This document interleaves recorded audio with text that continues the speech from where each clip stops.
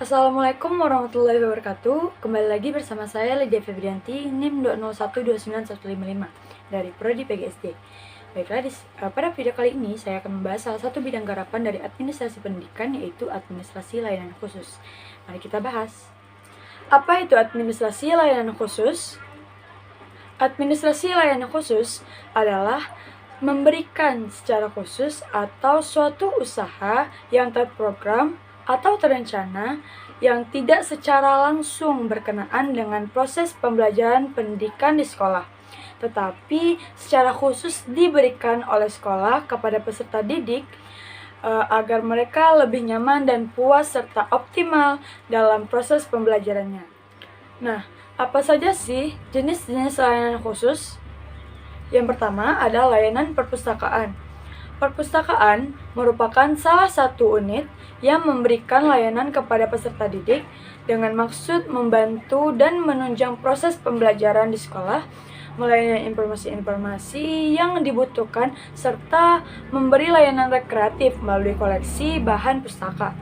Perpustakaan sekolah adalah perpustakaan yang tergabung pada sebuah sekolah, dikelola sepenuhnya oleh sekolah yang bersangkutan dengan maksud tujuan membantu sekolah untuk mencapai tujuan khusus sekolah dan tujuan pendidikan pada umumnya.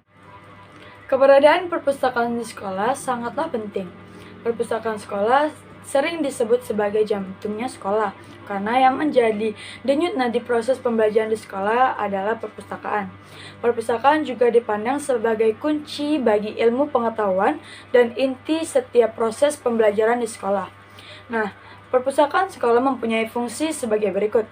Yang pertama, fungsi pendidikan, yaitu perpustakaan bertujuan untuk memberikan kesempatan kepada para pelajar untuk menambah pengetahuan dan mencari keterangan-keterangan yang lebih luas dari pelajaran yang didapatkan di kelas. Jadi, sebuah perpustakaan harus menyediakan bahan-bahan yang dapat memperkaya materi pelajaran dengan menyediakan buku-buku, pamflet-pamflet, gambar-gambar, film, dan lain sebagainya.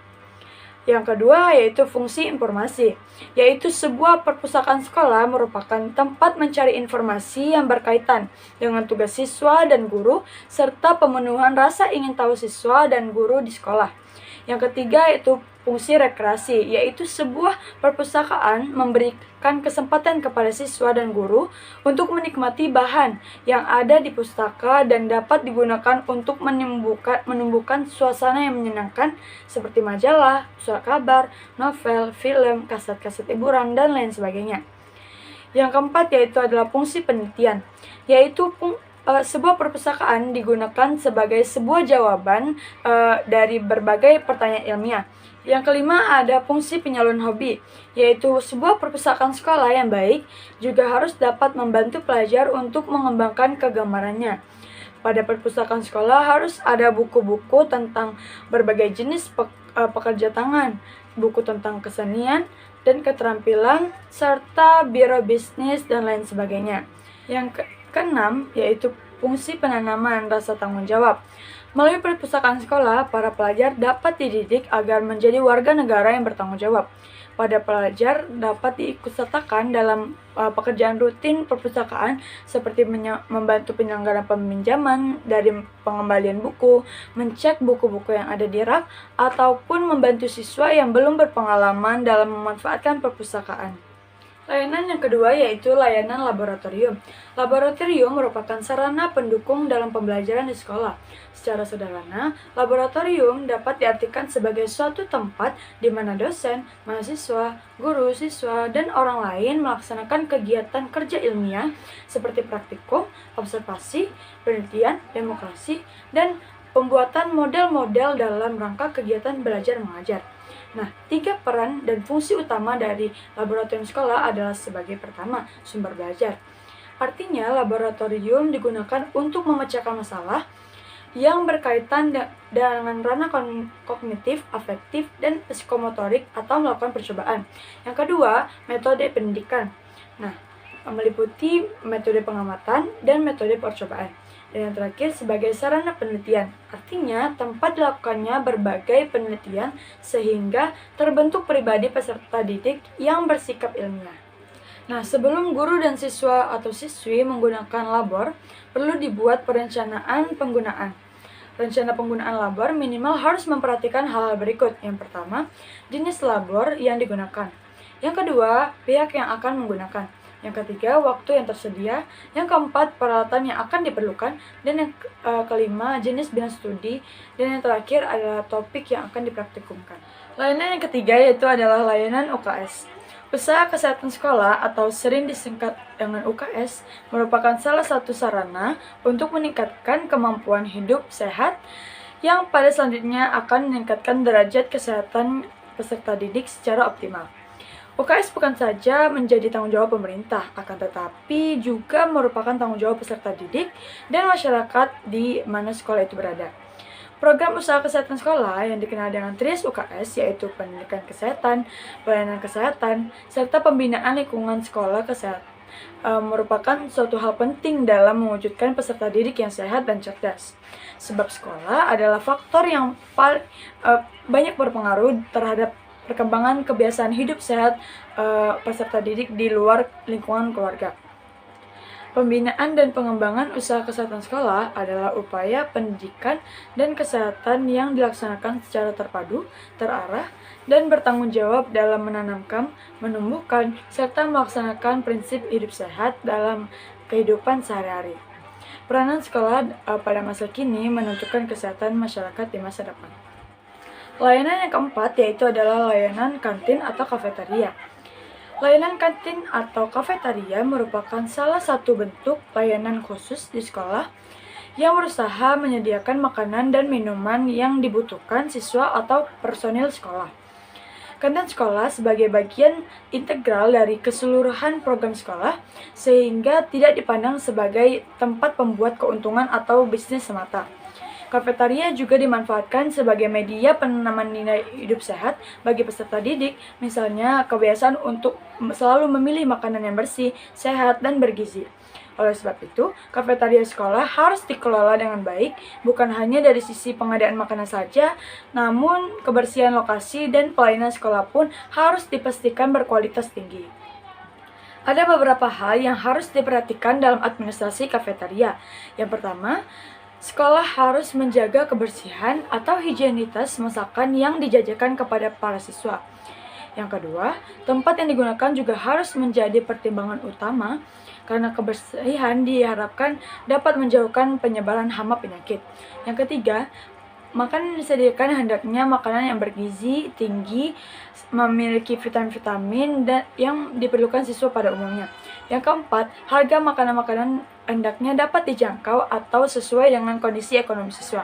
Yang terakhir, mengupayakan agar kafetaria sekolah tidak memberikan layanan dan kesempatan kepada para siswa untuk dapat berlama-lama atau menongkrong. Kondisi yang seperti itu akan menyokong perilaku-perilaku negatif. Layanan selanjutnya yaitu adalah layanan ibadah. Layanan sarana peribadatan merupakan layanan yang diberikan sekolah dengan tujuan agar layanan tersebut bisa digunakan untuk beribadah, melaksanakan kegiatan-kegiatan agama lainnya, serta bisa membentuk kerohanian bagi peserta didik, khususnya agar mampu menjadi manusia yang baik dan beriman. Adanya sebuah layanan ibadah di sekolah sangatlah menunjang proses pembelajaran sekolah karena pembelajaran bisa dilakukan di mana saja, termasuk di salah satunya yaitu adalah di rumah peribadatan. Selanjutnya ada layanan asrama.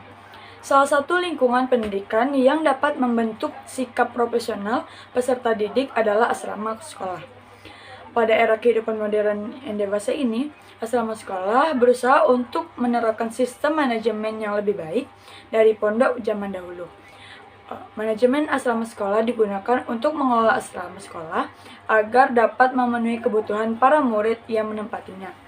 Selain itu, juga memenuhi kebutuhan para orang tua wali yang sudah memberikan kepercayaan kepada sekolah untuk menitipkan anaknya di asrama sekolah yang bertujuan membentuk anak agar dapat berpikir lebih dewasa dan juga mandiri. Layanan yang selanjutnya yaitu adalah layanan koperasi sekolah. Koperasi adalah suatu perkumpulan yang beranggotakan beberapa orang atau badan-badan dengan bekerja sama menggunakan asas kekeluargaan dalam menjalankan usaha serta untuk mempertinggi kesejahteraan jasmania para anggotanya. Pembentukan koperasi sekolah di kalangan siswa dilaksanakan dalam rangka menunjang pendidikan siswa dan latihan berkoperasi.